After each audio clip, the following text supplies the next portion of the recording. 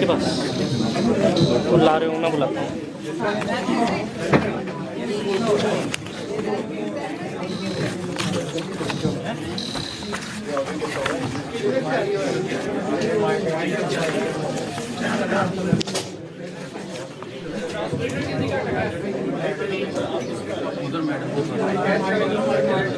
भाई कितनी फ्रीक्वेंसी देखो मैच में हो रही है।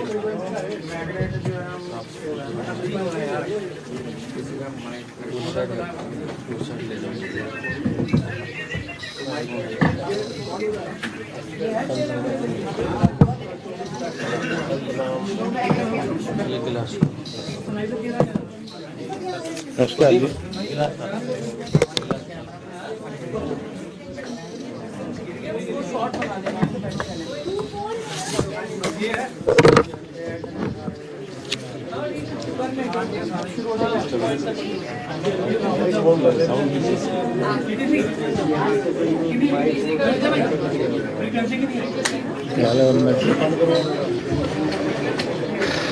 दिनेश, डिस्टर्बेंस वाली साउंड कैसी है?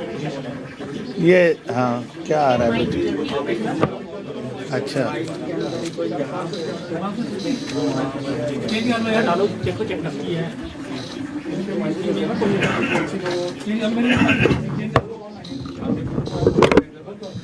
साथ में पड़ेगा ना, फ्रिक्वेंसी इतनी कैच कर रहे हैं।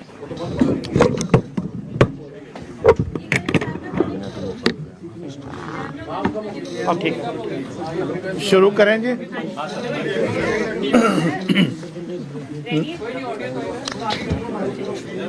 जगह बैठ अंजू का। साथियों नमस्कार। तो आज हम इकट्ठे हुए हैं बहुत देर से, जो प्रतीक्षित था म्यूनसिपल इलेक्शंस की अनाउंसमेंट के बारे में।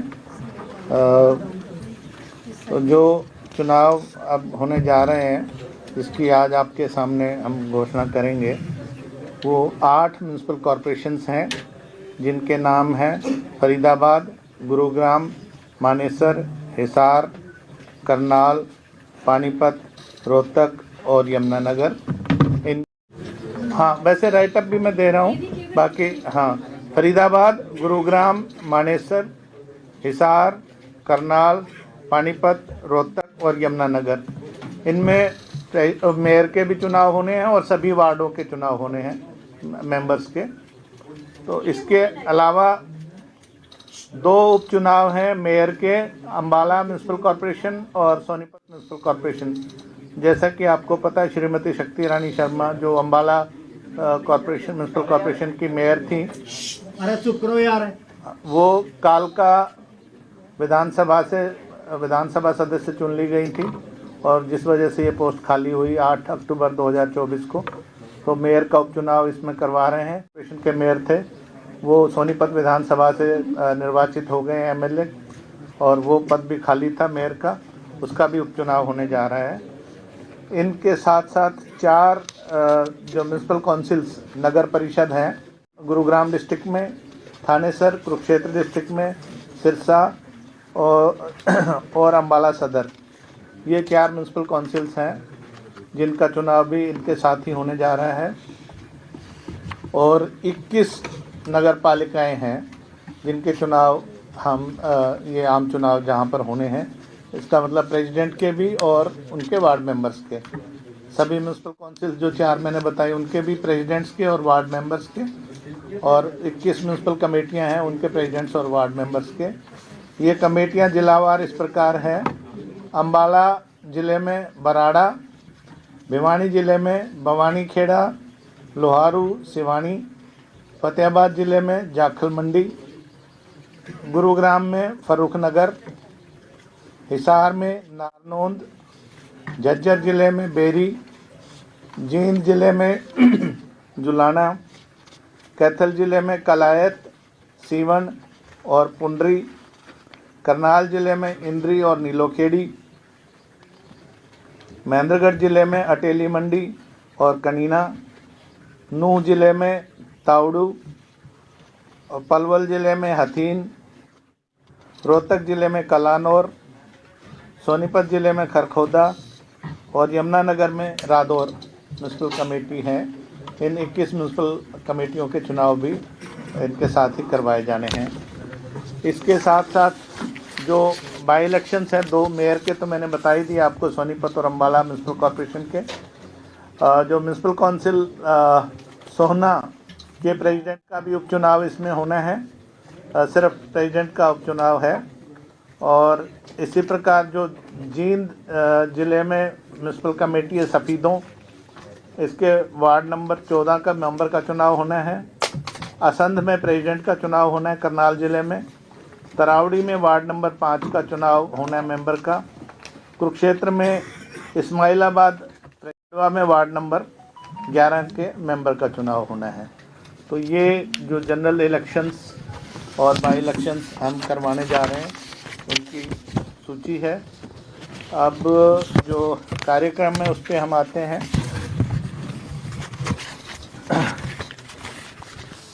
फॉर्मल नोटिस इसका जो सभी संबंधित जिला उपायुक्त हैं, डिप्टी कमिश्नर्स हैं, वो कल 5/2/2025 को इसकी फॉर्मल नोटिस लगाएंगे अपनी वेबसाइट पे और अपने ऑफिसेज में 5/2/2025 को वेडनेसडे को।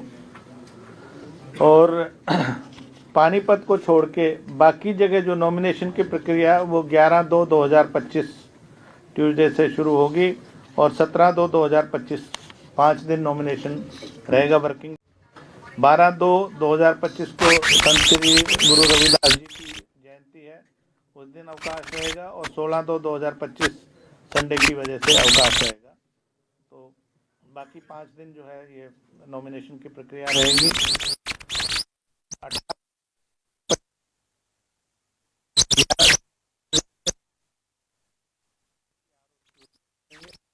करेंगे 19/2/2025 को जो अपना नाम वापस, जो जिनके नाम ठीक पाए गए वो अपना नाम वापस।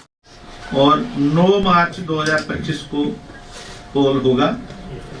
तो 1 मार्च से लेके 7 मार्च तक उनके पास समय रहेगा कैनवेसिंग का, पब्लिक मीटिंग वगैरह के मार्फत। 8 मार्च को नॉन कैनवेसिंग डे रहेगा, डोर टू डोर जा सकते हैं, पब्लिक मीटिंग वगैरह नहीं कर पाएंगे। अगर रीपोल कोई आवश्यक हुआ पानीपत म्यूनसिपल कॉर्पोरेशन में वो 11/3 को होगा। और काउंटिंग सभी की जो पहले 8 म्यूनसिपल कॉर्पोरेशन और बाकी नगर पहले 7 जो म्यूनसिपल कॉर्पोरेशन है, 2 बाई इलेक्शंस हैं, 21 म्यूनसिपल कमेटियां और पानीपत की सबकी मिला के 12 मार्च को काउंटिंग होगी 8 बजे ऑनवर्ड्स। और उसी दिन रिजल्ट डिक्लेयर कर दिए जाएंगे संबंधित आरओ द्वारा।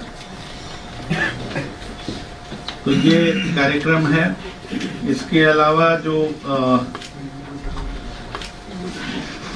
चीजें मैं आपके ध्यान में लाना चाहता हूँ, मॉडल कोड ऑफ कंडक्ट जैसा कि आपको ज्ञात ही है, अभी जब अनाउंस हम कर रहे हैं इसी समय से मॉडल कोड ऑफ कंडक्ट लागू हो जाएगा राज्य में।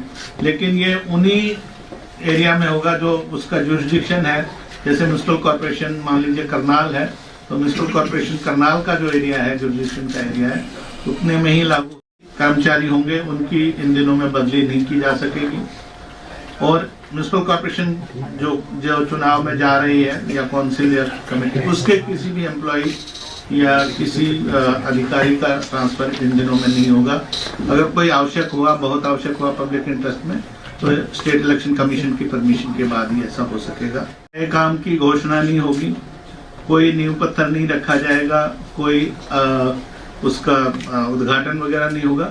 लेकिन जो रूटीन के काम है या जो काम पहले से चल रहे हैं, डेवलपमेंट के काम है या जो प्रोजेक्ट पहले से चल रहे हैं या बाकी जो रूटीन के काम होते हैं, साफ सफाई और जो भी है, वो यथावत चलते रहेंगे, उनमें कोई बाधा नहीं आएगी। जहाँ तक एजुकेशनल क्वालिफिकेशंस की बात है, आपको पता है वर्ष 2016 में राज्य सरकार ने कुछ एजुकेशनल क्वालिफिकेशन कैंडिडेट्स के लिए पहली बार हरियाणा राज्य में रखी गई थी। मेयर जो कॉर्पोरेशन के हैं उनके लिए जो अनरिजर्व कैटेगरी है उनके लिए 10वीं पास है। विमेन और एससी कैंडिडेट के लिए 8वीं पास है। एससी विमेन के लिए भी 8वीं पास है। मेंबर जो कॉर्पोरेशन उनके लिए भी 10th है। और विमेन या एससी कैंडिडेट या एससी वुमेन कैंडिडेट उनके विमेन या एससी कैंडिडेट के लिए 8th पास है, विमेन किसी भी कैटेगरी, और एससी विमेन के लिए 5th पास है मेंबर में। इसी तरह से प्रेसिडेंट म्युनिसिपल काउंसिल या म्युनिसिपल कमेटी के लिए अनरिजर्व सीटों के लिए 10th पास है, विमेन या एससी कैंडिडेट के लिए 8th पास है, और एससी विमेन के लिए प्रेसिडेंट म्युनिसिपल कमेटी या म्युनिसिपल काउंसिल के लिए 8th पास है। इसी प्रकार जो मेंबर म्युनिसिपल काउंसिल या कमेटी है, अनरिजर्व सीटों के लिए कैंडिडेट के लिए 8वीं पास है, और एससी विमेन कैंडिडेट के लिए 5वीं कक्षा पास होना अनिवार्य है।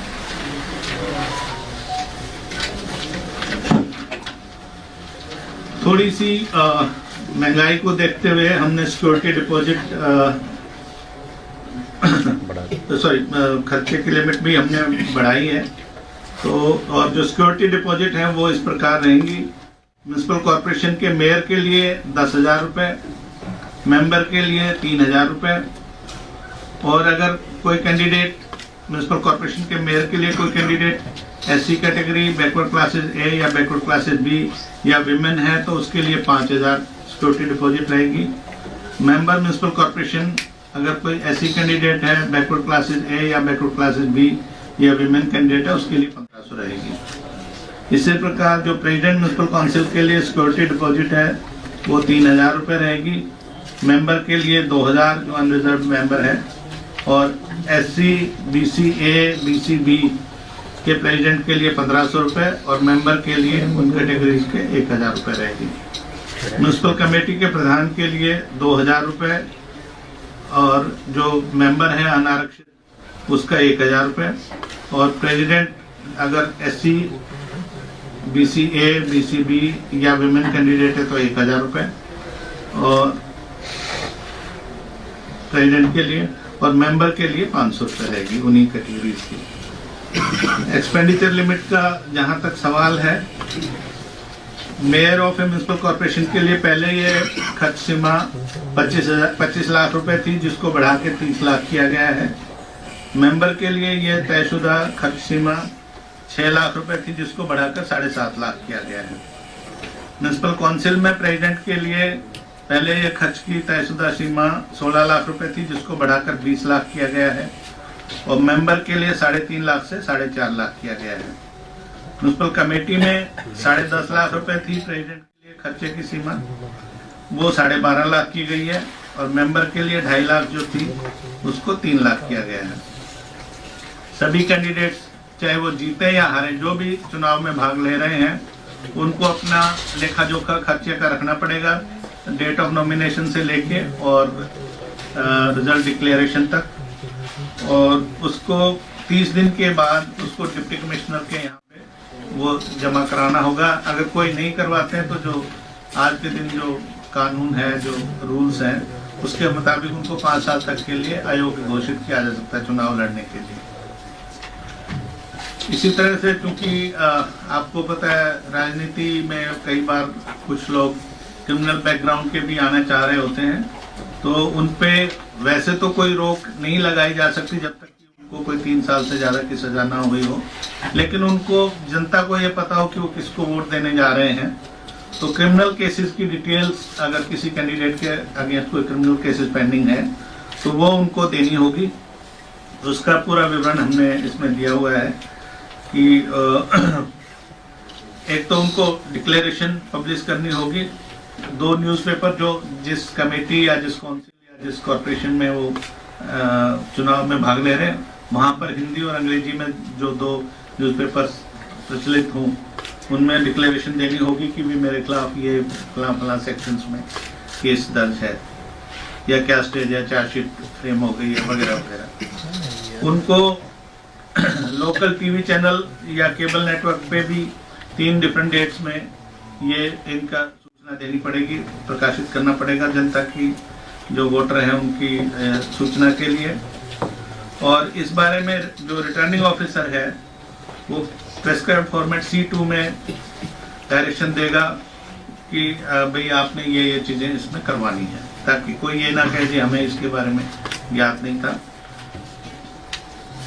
पॉलिटिकल पार्टी का अगर कैंडिडेट है, अगर चाहे वो रिकग्नाइज पॉलिटिकल पार्टी हो या registered unregistered unrecognised political party हो, उनको रिटर्निंग ऑफिसर को ये भी बताना होगा कि मैंने अपनी जो राजनीतिक संबद्ध राजनीतिक दल है उसको भी इस बारे में सूचना दे दी है। जैसा कि आप सबको ज्ञात है, पहले भी जो इलेक्शन हुए थे इससे पिछले वाले, वो भी मेयर और प्रेसिडेंट के लिए डायरेक्ट इलेक्शन हुए थे। इस बार भी जैसे मान लीजिए रोहतक म्युनिसिपल कॉर्पोरेशन है, तो पूरे जो वार्ड के लोग हैं वो मेयर को चुनेंगे डायरेक्ट। इसी तरह से प्रेसिडेंट मान लीजिए असंध का है, तो पूरे असंध म्युनिसिपल कमेटी जो है उसके वार्ड मेंबर्स सभी सारे जो वोटर्स हैं सभी वार्ड्स के, वो प्रेसिडेंट को चुनेंगे। वार्ड मेंबर जो है वो संबंधित वार्ड के मतदाता चुनेंगे। कोई भी व्यक्ति जो भी म्युनिसिपल कॉर्पोरेशन या काउंसिल या कमेटी है उसमें कहीं पे भी मतदाता के रूप में अगर रजिस्टर्ड है, वोटर लिस्ट में उसका नाम है, तो वो चुनाव लड़ सकता है। सर, ये जो क्रिमिनल केसेस वाले आप बोल रहे हैं, हाँ जी, is it happening for the first time कि इनको इन्फॉर्म करना पड़ेगा? नहीं, लास्ट टाइम भी था। ये सुप्रीम कोर्ट की गाइडलाइंस है एक्चुअली।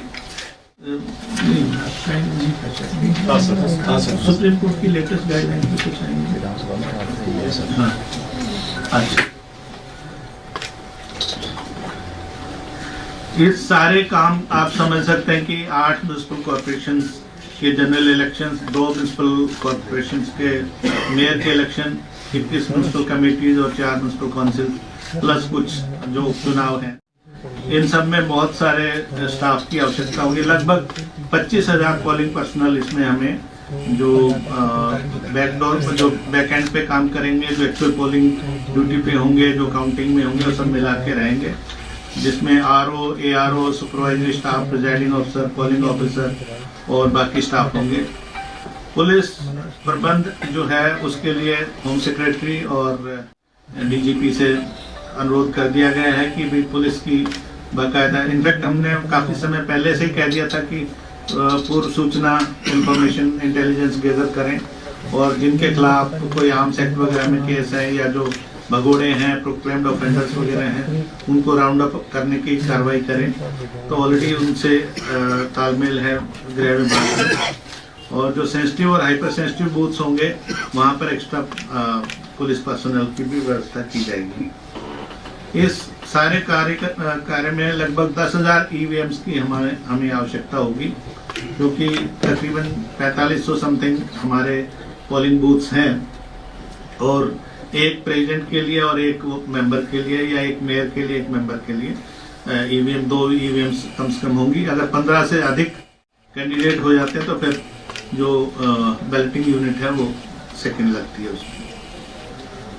बैलेट पेपर्स मेयर और प्रेसिडेंट के लिए पिंक कलर का होगा, उस पर ब्लैक इंक से प्रिंटिंग होगी, और मेंबर्स के लिए व्हाइट कलर का होगा जिस पर ब्लैक इंक से प्रिंटिंग होगी। जो कंटेस्टिंग कैंडिडेट है उनके फोटोग्राफ्स भी बैलेट पेपर पे लगेंगे, जो चिपकाया जाएगा मशीन पे, ईवीएम पे, और सॉरी जो बैलेटिंग यूनिट होगी उस पे वो चिपकाए जाएंगे। नोटा जैसे पिछली बार भी था, नोटा रहेगा, और नोटा फिक्सड इलेक्टोरल कैंडिडेट रहेगा, और अगर किसी इलेक्शन में नोटा को सबसे अधिक वोट आती है सभी कैंडिडेट से, तो फिर वो चुनाव जो है वो फ्रेश इलेक्शन होगा।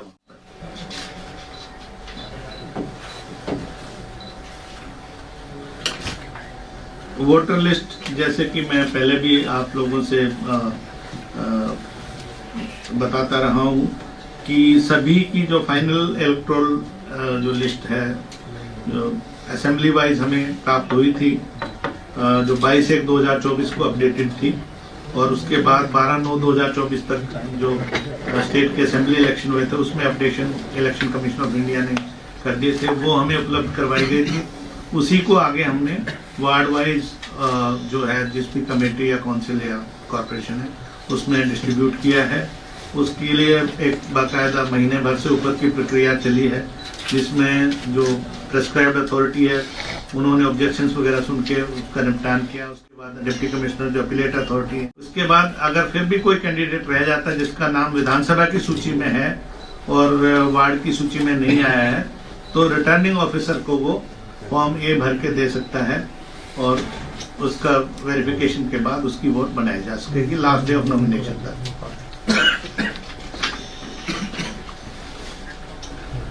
यथावत पहले की तरह इलेक्शन ऑब्जर्वर्स भी हम इसमें सीनियर IAS अच्छे ऑफिसर को इलेक्शन ऑब्जर्वर्स लगाएंगे।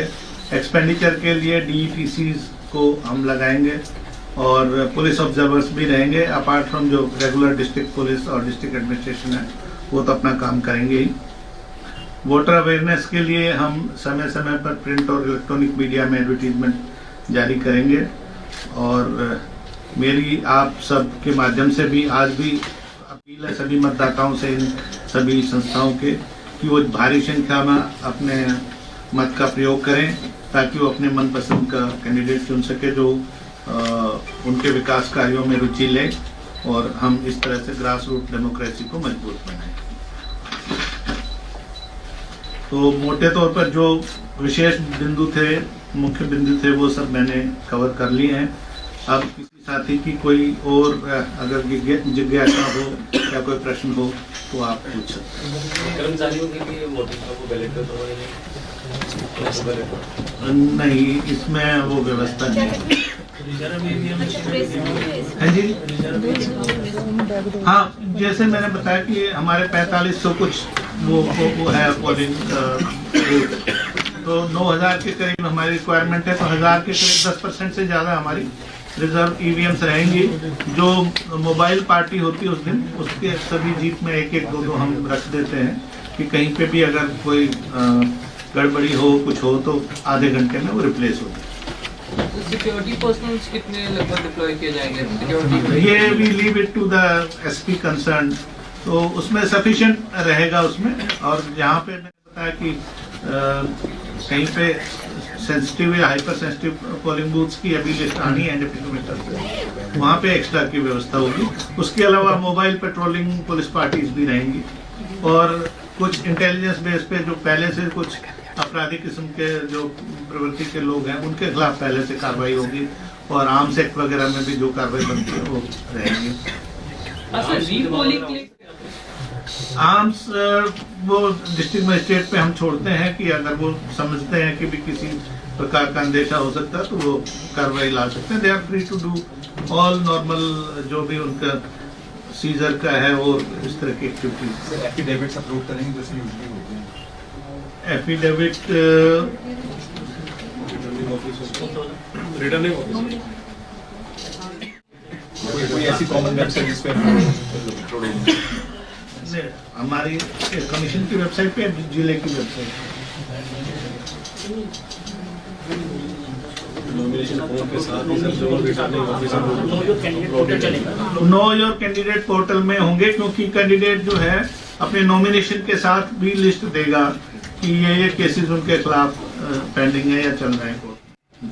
सर रीपोलिंग के लिए क्या क्राइटेरिया रखा है कि आप रीपोल कराएंगे? नहीं, रीपोल एक बेसिकली एक प्रिकॉशनरी मेजर है।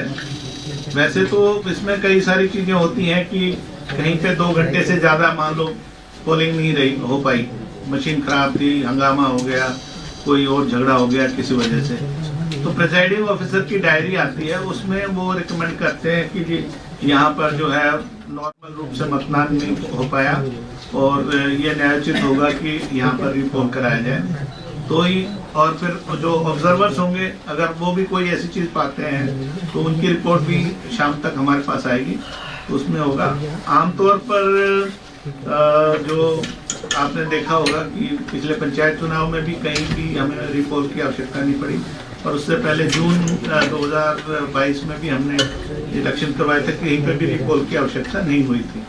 तो कहीं से डिमांड आती है तो फिर प्रिजाइडिंग ऑफिसर की डायरी, ऑब्जर्वर की रिपोर्ट और वो सारे हालात, बाकी मीडिया से भी पता लग जाता है। कहीं पे अगर कोई ज़्यादा हंगामा होता तो डेफिनेटली आजकल लोग हमें वीडियो क्लिप भी बना के भेजते हैं और SMS WhatsApp वगैरह भी करते हैं।